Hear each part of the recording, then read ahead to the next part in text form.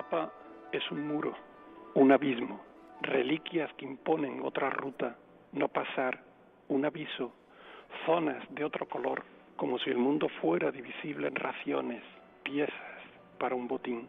Cada trozo, una lengua, cada lengua, un afán.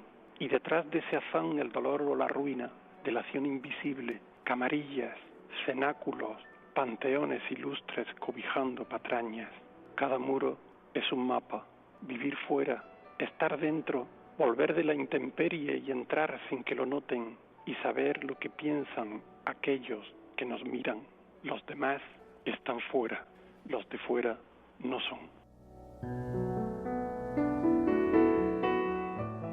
José Carlos Rosales, buenas tardes. Buenas tardes, Manolo, ¿qué tal? ¿Qué hay?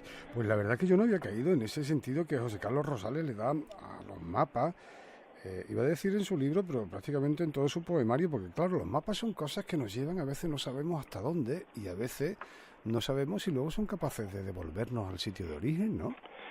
Bueno, pasa eso, y sobre todo en el caso de que fuera posible volver al sitio de origen, nos encontramos con la sorpresa de que el sitio de origen ya no es como era, y que además en el sitio de origen lo más doloroso es que nadie nos estará esperando. O sea que entonces podemos decir que Y el aire de los mapas, que es el libro del que José Carlos Rosales nos ha leído este poema, mapa histórico, que digo que si este libro está lleno de mapas también estará lleno de tránsitos, ¿no? Sí, está lleno de tránsitos, no solo físicos, también mentales, y no solo individuales, también colectivos.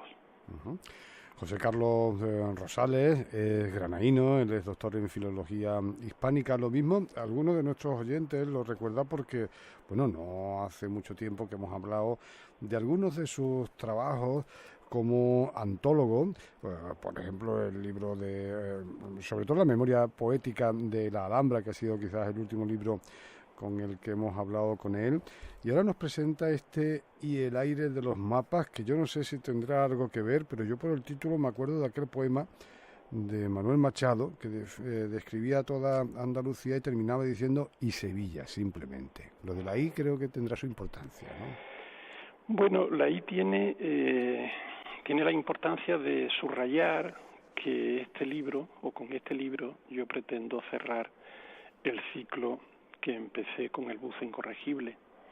Son 6 libros que llevan siempre por título un sustantivo, un sintagma nominal. Son una enumeración: El buzo incorregible, El precio de los días, La nieve blanca, y el libro anterior se llamaba El desierto, la arena, y por lo tanto este es Y el aire de los mapas. El desierto, la arena y el aire de los mapas.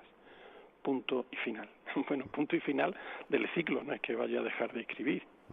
Bueno, uno cuando llega al final de algo, pues siempre tiene la tentación de hacer una especie de balance, de ajustar un poco las cosas a todo este tiempo, porque son poemas, libros que ha escrito pues prácticamente en la última década, ¿no? Desde el 2006, ¿no?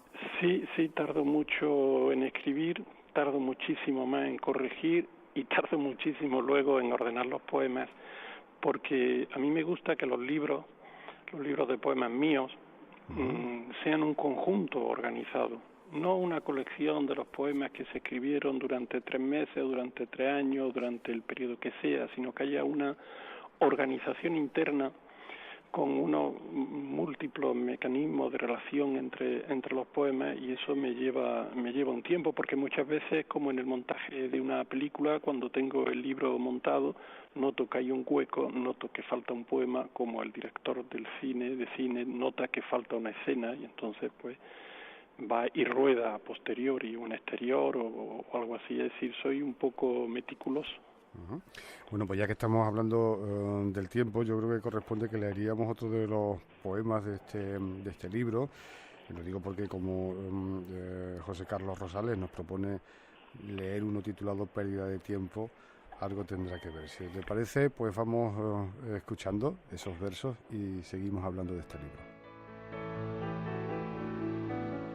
Mira los mapas para hallar un sitio, pero el sitio no está donde tú miras.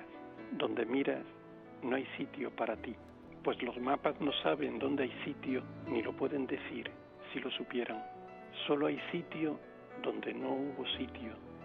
Nadie te espera donde esperas tú. Pérdida de tiempo, como decimos, es el título de ese poema que casi que nos sugiere que para encontrar a veces un sitio en este mundo en el que vivimos necesitaríamos no una colección de mapas, sino bueno, atlas y atlas completos, ¿no?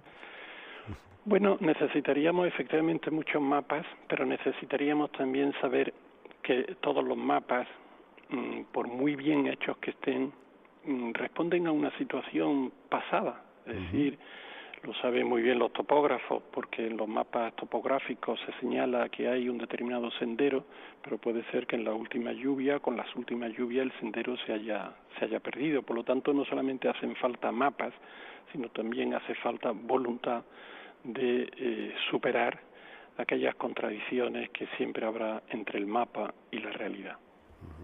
El mapa, decíamos, nos sugiere movimiento. El movimiento a veces nos sugiere también, pues no sé, la desazón de alejarnos de ese lugar en el que, bueno, pues hemos encontrado un ser o un sentido a la vida. Desazón que no quiere decir que uno quiera siempre volver, sino que además a veces pues uno no tiene la más mínima intención de volver. Pero sí que sugiere el viaje, un sentimiento, bueno, no sé cómo definirlo, ¿no? Pero de alejamiento, ¿no? Sí, bueno, de alejamiento y sobre todo de extrañamiento, porque muchas veces el móvil para moverte es que el sitio en el que estás no te pertenece. O no te pertenece o no dejan que te pertenezca.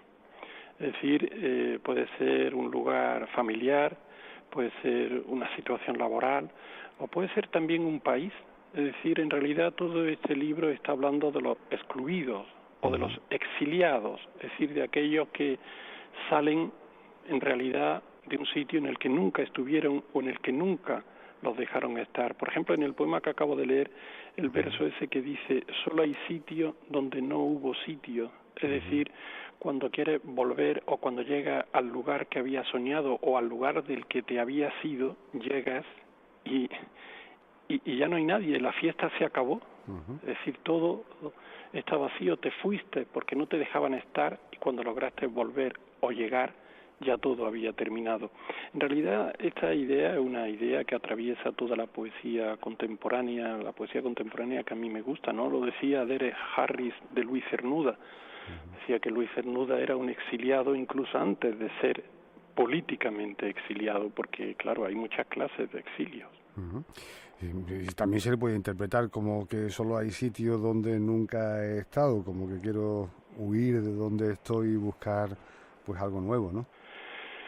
Sí, buscar algo nuevo en el sentido vital, existencial, social y muchas veces lo nuevo no es realmente nuevo, es decir que el viaje es una satisfacción en sí mismo, pero muchas veces la satisfacción se evapora cuando el viaje termina. José Carlos, debía decir una obviedad de estas literarias. Cuando se habla de viaje, se habla lógicamente del viaje interior y del viaje físico. En su caso yo creo que están ambos, ¿no?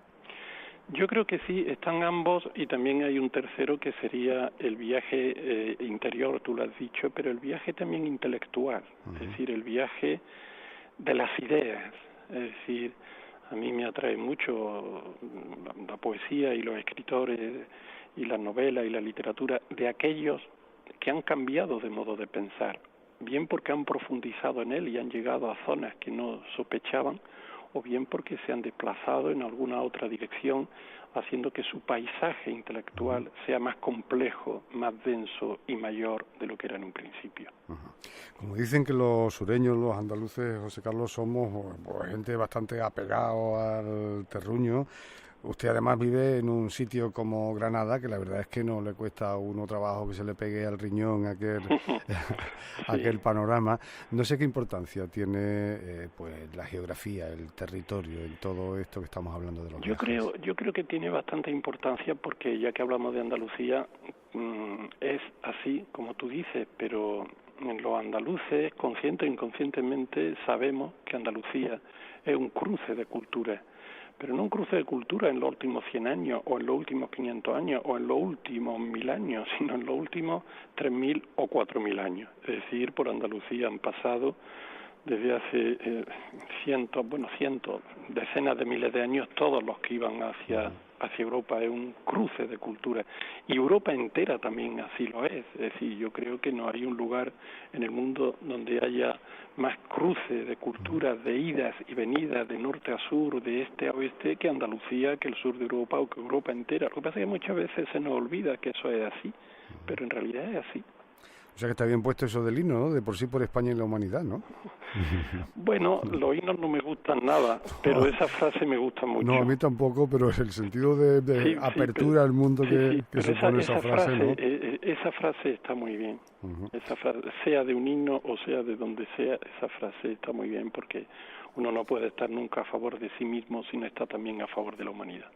Bueno, pues si los oyentes me permiten pues la humilde opinión, yo creo que José Carlos Rosales ha ido a caer con este libro y El aire de los mapas en la mejor colección de poesía, creo yo, que se está publicando en estos momentos en nuestro país, que es la colección Vandalia, que es la que edita desde aquí, desde el sur, además, la Fundación José Manuel Lara.